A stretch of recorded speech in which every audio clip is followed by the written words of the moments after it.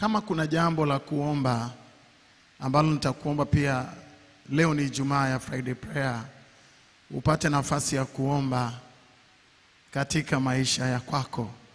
Ninaomba sana.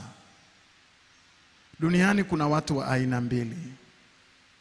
Kuna watu ambao ni wamisionari, watu wenye jicho la kuthubutu kuona emptiness, shapeless and darkness. Walio na uwezo wa kuona ukame, utupu, ukiwa na giza. Na Mungu ndiye misionari wa kwanza alipoijia dunia katika kitabu cha Mwanzo. Nayo nchi, nayo dunia ilikuwa na ukiwa na utupu na giza. Lakini akavisababisha vitu vikatokea ex nihilo, from nothing, kutoka mahali pasipokuwa na kitu vikatokea. Akasema let there be light, na iwe nuru, ikawa nuru. Kwa hiyo kuna watu wenye jicho la kimisionari, pamoja na baraka za Abraham blessings ziko pamoja na wale watu ambao wana jicho la kuona mahali pasipofaa, shapeless, darkness and emptiness, utupu, ukiwa na giza, na wana macho ya kuweza kuface that situation. Halafu kuna watu wa aina ya pili ambao sasa ni wakina Lutu, ambao tunasema ni red made people. Red made ni watu wa red made. Wanataka vitu vilivyotengenezwa. Wanataka nyumba yenye AC. Wakiuliza kiwanja wanauliza barabara ya lami iko jirani. Wakichumbiwa wanauliza kuna kutiri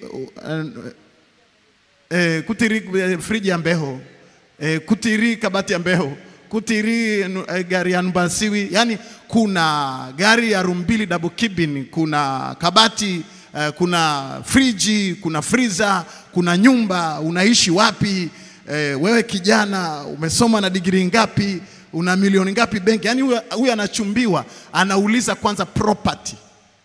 Hao ni watu wa red made ambao hawataki kuanzia from zero. They don't want. Lakini kuna watu hao wa red made ambao wakiingia kwenye maisha yako ni kwa sababu ya vile vitu ulivyo navyo. Sasa ole wako siku ya kile kitu ambacho unacho, ama kipotee au upite kwenye mapito. Hutawaona kwenye maisha yako kwako. Hautawaona hata siku hii, hata siku moja.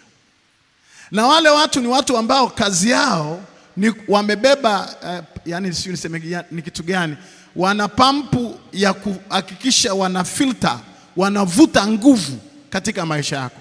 Kuna ndugu wa kuzaliwa, mmenyonya ziwa moja, lakini wengine ni red made. Ni watu ambao kule Tanga tuna mwembe unaitwa mwembe tayari. Yani ni watu wa vitu vilivyoko tayari. Hivyo vilivyoko tayari ndio wanahangaika navyo. Ni ndugu wa kuzaliwa, anataka mali yako, hataki mtoto wako.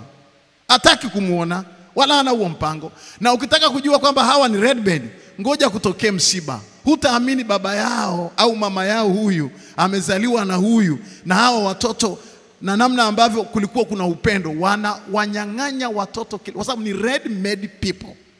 Wengine tumezaliwa nao ziwa moja. Ni red made people. Ni watu wa vitu vilivyoko tayari kwenye maisha yetu, kwenye taasisi, marafiki, watu unaokutana nao.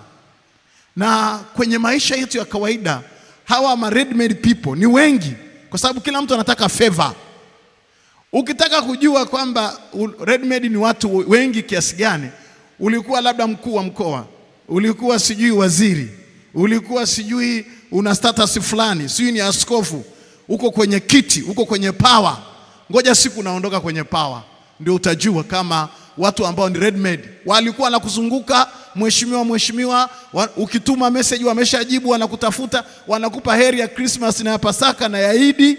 Ni kwa sababu uko kwenye kiti. Ukiondoka kwenye kiti ndio utasikia, utajua. Na hawa red made wana maneno yao ya faraja ambayo Ayubu anaita marafiki wafariji wataabishaji. Yani marafiki wataabishaji au marafiki au wafariji wataabishaji.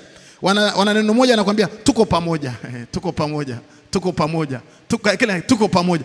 Hawajawahi kuwa pamoja na wewe. Wako pamoja na hela yako, wako pamoja na cheo chako, wako pamoja na fursa ulionayo, wako pamoja na jina na influence ulionayo.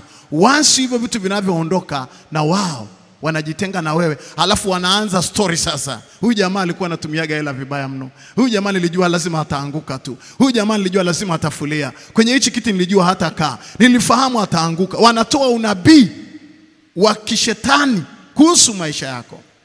Kwa ninapokukaribisha jioni kwenye maombi, please, hii ni Kwaresma. Naomba upate nafasi ya kuomba. Kuna vitu ambavyo lazima useme ndio, na kuna vitu ambavyo useme hapana. Na hii hapana ni ngumu wakati mwingine, lakini ni vizuri umefahamu this morning, kwa sababu hapo unapokwenda ni mahali pagumu sana. Mungu amelituma neno hili kwa ajili yako, na mimi nataka nikuhakikishie ni lazima ujue watu unaotembea nao katika maisha yako ni wa namna gani. Na once unaposema hapana, once Lutu na Ibrahimu walipotengana, kwa heri, kwa heri. Kuna vitu ambavyo lazima useme ndio, lazima useme hapana. Macho yako yanaona nini? Wale watu wanaona green ya Sodoma na Gomora, wanaotaka kuona kijani, watu wasiokuwa na macho ya kuona jangwa, huna sababu ya kwenda nao. Manake pia kijani kimeandaliwa kwa ajili ya moto, lakini jangwa limeandaliwa kwa ajili ya kustawi. Tumsifu Yesu Kristo.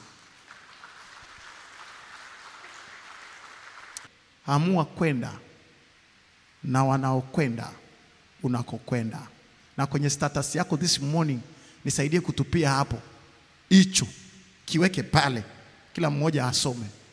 Andika kwa Kiswahili, andika kwa Kiingereza, andika kwa Kichaga, utajua mwenyewe, na kwa Kisambaa na Kihaya na Kihehe na kikabila gani. Nimeamua kwenda na wanaokwenda ninakokwenda. Ukishajijua huendi, ninakokwenda ndio tumeagana. Sivyo tu. Kwani kuna shida gani? Nimeamua, narudia tena, nimeamua kwenda na wanaokwenda ninakokwenda. Full stop. Nina dream, nataka kufika pale. Naenda na wale wanaojua na wanaofikiri na walio na neema ya kufika pale nataka kwenda. Hayo mengine makando kando is up to you. Na hata mimi ninapotangaza hapa hivi, nimeamua kwenda na wanaokwenda ninakokwenda. Ninyi watoto, kama muende ninakokwenda, ndio tumeachania hapa leo. Si madhabahu na ni ujumbe kwa Erin. Sio mnabeba na mazina na utapeli na ushenzi. Nani wakuja kubebana na nyie? Mpone. Tumsifu Yesu Kristo.